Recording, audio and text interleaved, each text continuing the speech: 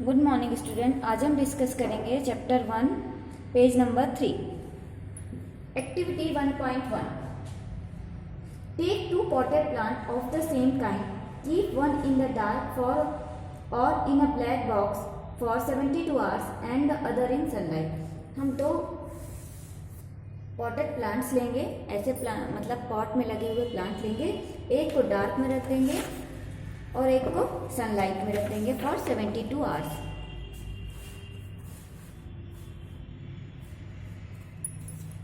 Perform iodine test with the leaves of the both the plants as you did in the class 6। Record your result. Now leave the pot which was earlier kept in the dark in the sunlight for 3 to 4 days and perform the iodine test again on its leaves. Record your observation in your notebook. The leaves other than green also have chlorophyll. The large amount of the red, brown and the other pigment marks the green color. The photosynthesis takes place in these leaves also. देखिए हम starch test क्यों करते हैं या iodine test, ठीक है। मैंने अभी आपको बताया था इससे पहले वाली वीडियो में, अगर लीव्स में स्टार्च की प्रेजेंस है मतलब वो लीव्स क्या कर रही है, फोटोसिंथेसिस वहाँ पर हुई है, तो हम स्टार्च उस लीव्स में स्टार्च है कि नहीं इसके लिए हम आयोडीन टेस्ट करते हैं। क्यों? क्योंकि आयोडीन स्टार्च के साथ ब्लू ब्लैक कलर देता है। अगर हम स्टार्च में आयोडीन डालेंगे तो हमको ब्लू ब्लैक कलर अपेयर होगा, दिखेगा, ठीक है। तो हम क्या करते हैं, एक दो प्लांट लेते हैं, एक को डार्क में रख देते हैं और एक को कहाँ रख देते हैं, सनलाइट पे।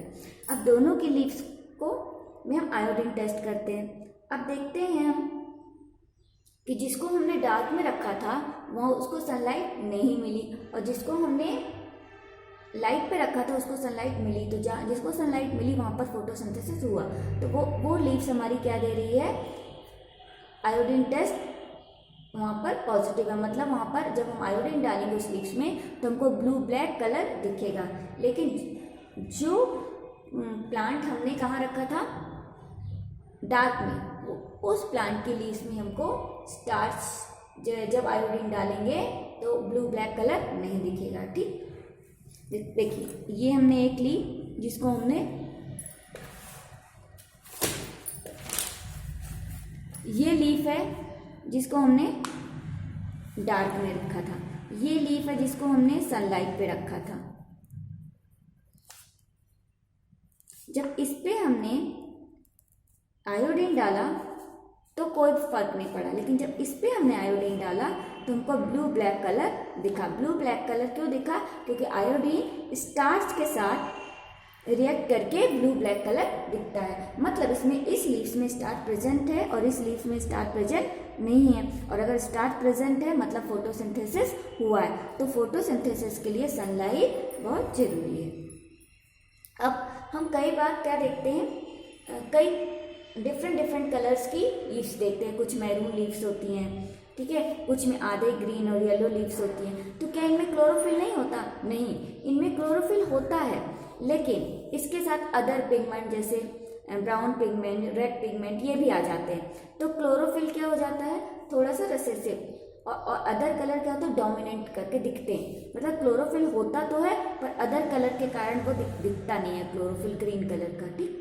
तो जिनमें भी अगर फोटोसिंथेसिस हो रहा है मतलब उस लीव्स में क्लोरोफिल है। तो ऐसा नहीं है कि रेड कलर की लीफ है, मैरून कलर की लीफ है, येलो कलर की लीफ है तो उसमें क्लोरोफिल नहीं है। उसमें क्लोरोफिल होता है लेकिन अदर कलर के कारण वो दिखता नहीं है हमको। You often see slimy green patches in pond or stagnant water bodies. These are generally formed by the growth of the organism called algae. Can you guess why algae are given in color?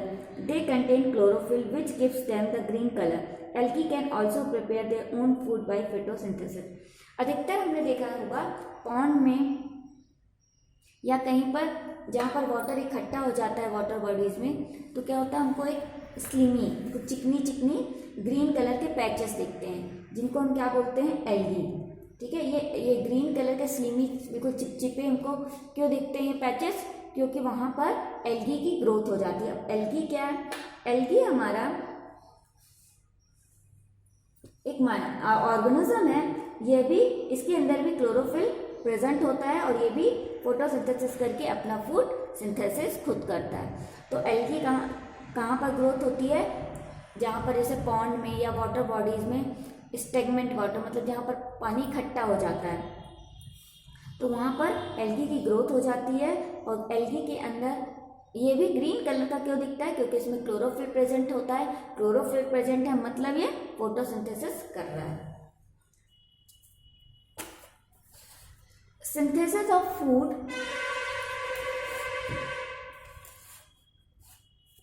synthesis of food other than carbohydrate.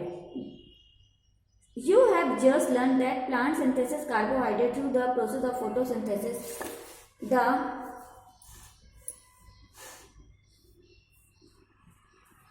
carbohydrates are made up of carbon, hydrogen and oxygen. These are used to synthesize other components of the food such as protein and the fat. But protein are nitrogenous substance which contain nitrogen. From where do the plants obtain nitrogen? Recall that nitrogen is present in abundance in the gaseous form in the air. However, plant cannot absorb nitrogen in this form. Soil has certain bacteria that convert gaseous nitrogen into a usable form and release it into the soil. These are absorbed by the plant along with water. Also, you might have been former adding fertilizer rich in nitrogen to the soil. In this way, the plant fulfill their requirement of nitrogen along with the other constituent. Plant can then synthesize protein and vitamins. अभी हमने इससे पहले पढ़ा कि photosynthesis में plant क्या बनाते हैं? कार्बोहाइड्रेट। तो क्या सिर्फ कार्बोहाइड्रेट ही फूड होता है? नहीं, इसके अलावा जो हमारा कार्बोहाइड्रेट है वो किससे बना होता है? कार्बन, हाइड्रोजन और ऑक्सीजन से। तो कार्बोहाइड्रेट के कंपोनेंट क्या हो गए? Carbon, hydrogen and oxygen. अब हमारा जो प्रोटीन और फैट है वो भी कार्बोहाइड्रेट से ही बना होता है, ठीक है।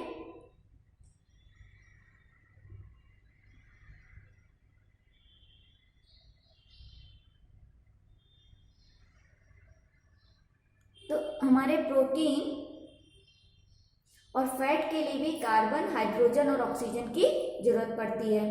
और पर प्रोटीन में क्या होता है? नाइट्रोजन बेस्ड सब्सटेंस भी होता है। तो नाइट्रोजनस सब्सटेंस है, प्रोटीन हमारा कैसा है? नाइट्रोजनस सब्सटेंस, मतलब इसको नाइट्रोजन चाहिए।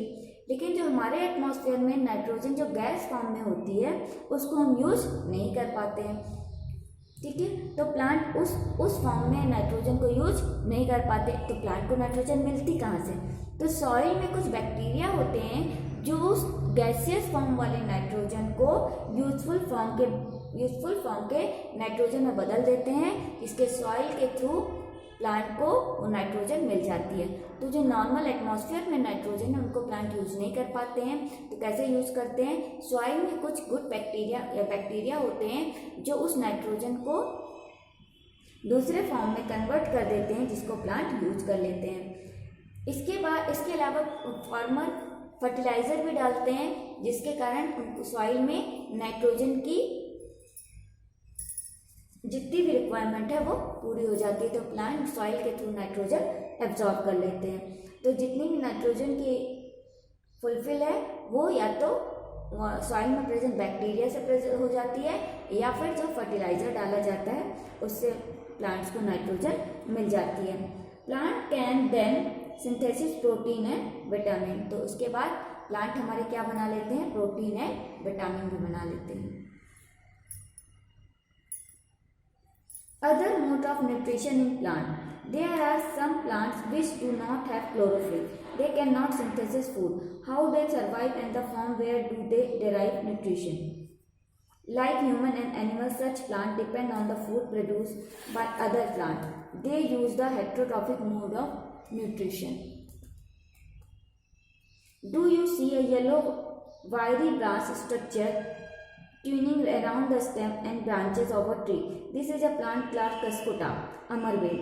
It does not have chlorophyll. It takes ready-made food from the plant on which it is climbing.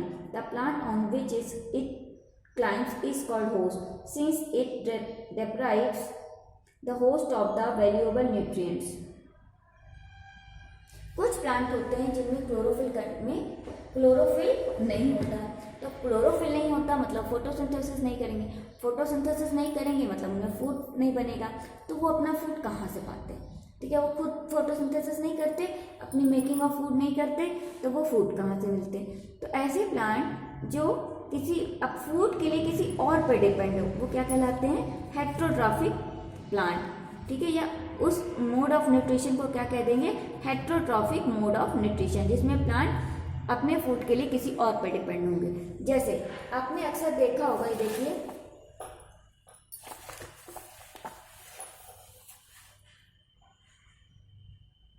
ये देखिए इस प्लांट पे ये अमरबेल कस्कुटा चढ़ी हुई है। ठीक है, क्लाइंबिंग कर रही है। ये प्लांट है और इस पे ये कस्कुटा का अमरबेल, ये देखिए इस पर बेल चढ़ी हुई है। ठीक है, क्लाइंबिंग कर रही है। तो अब अमरबेल के पास क्लोरोफिल नहीं होता, तो ये क्या करती है? दूसरे प्लांट पे क्लाइंबिंग करके उससे न्यूट्रिशन फॉर्म कर लेती है। जैसे ये इस प्लांट पे क्लाइंबिंग करी और इस ये जो प्लांट फूड बनाएगा उस फूड को इस रेडीमेड फूड को ये ऑब्जॉर्व कर लेगी। ठीक है, एब्जॉर्व कर लेती है। तो ये कहाँ से प्लांट, इस दूसरे प्लांट से जब ये प्लांट बनाएगा फोटोसिंथेसिस करने के बाद जब फूड बनाएगा, तो अमरबेल इस प्लांट से इस पर क्लाइंबिंग करके इसका फूड एब्जॉर्व कर लेगी। तो जिस प्लांट पे क्लाइंब करती है उसको क्या बोलते हैं? होस्ट। तो ये होस्ट है और हमारी ये जो अमरबेल है ये पैरासाइट है। ठीक है, पैरासाइट मतलब ये डिपेंड है इस पे फूड के लिए। तो पैरासिटिक न्यूट्रिशन, इसको कहते हैं हम लोग parasitic nutrition. Cuscuta is called the parasite. Are we and other animal also the kind of parasite, मतलब जो किसी और से फूड फाउंड करे वो क्या होते हैं? पैरासाइट। फूड के लिए किसी और पे डिपेंड कर रहे हैं। ठीक है, जैसे अमरबेल क्या है? पैरासाइट है, इस पे डिपेंड है, ये फूड के लिए इससे एब्जॉर्ब कर लेती है। Have you ever or heard of plant that can eat animal? There are a few plants which can trap insect and digest them. It is not amazing. Such plant may be green or some other color. Look at the plant figure 1.6. The picture like a jug-like structure is the modified part of the leaf. The apex of the leaf form a lid which can open and close the mouth of the pitcher. Inside the pitcher there are hair which are directed downward, which an insect land in the pitcher. The lid closes and the trapped insect get entangled into the hair. The lid closes and the insect is trapped. The insect is digested by the digestive juice secreted in the pitcher and the nutrients are absorbed. Such insect eating plants are called insectivorous plants. देखिए, कभी आपने सुना है कि कोई plants animal eat करता है? हाँ, जो पिक्चर प्लांट होता है वो इंसेक्ट को ईट करता है और यही इसी इंसेक्ट से अपना न्यूट्रिशन पाता है। ये जो हमारा पिक्चर प्लांट है, इसकी जो लीफ है, इसका एपेक्स आगे वाला पार्ट किसमें कन्वर्ट हो जाता है? इसकी ये हमारा लीफ है, ये लीफ की ये लैमिना, ये लीफ हमारी कन्वर्ट हो गई ये पिक्चर में, मतलब कलर्स जैसे में, और उसकी जो एपेक्स है वो इसकी लिड बन जाता है। तो ये हमारी लीफ का लैमिना है, कन्वर्ट हो गया पिक्चर में, और एपेक्स किस में हो गया? लिड में। जैसे ही इंसेक्ट, ये देखिए, ये इंसेक्ट इसके पास आया, इसमें यहाँ पर हेयर्स होते हैं, इनमें इंसेक्ट फंस जाता है, और जैसे ही इंसेक्ट फंसता है ये लिड बंद हो जाती है, इंसेक्ट इसके अंदर चला जाता है और पिक्चर प्लांट कुछ डाइजेस्टिव जूस सिक्रेट करता है, जिससे ये इंसेक्ट क्या हो जाता है? डाइजेस्ट हो जाता है और पिक्चर प्लांट को क्या मिल जाता है? न्यूट्रिशन। तो पिक्चर प्लांट अपना न्यूट्रिशन कैसे पाता है? इंसेक्ट। तो इंसेक्ट ईटिंग प्लांट्स को हम क्या बोलते हैं? इंसेक्टिवोर्स। तो इंसेक्टिवोर्स का एग्जाम्पल क्या है हमारा? Pitcher plant.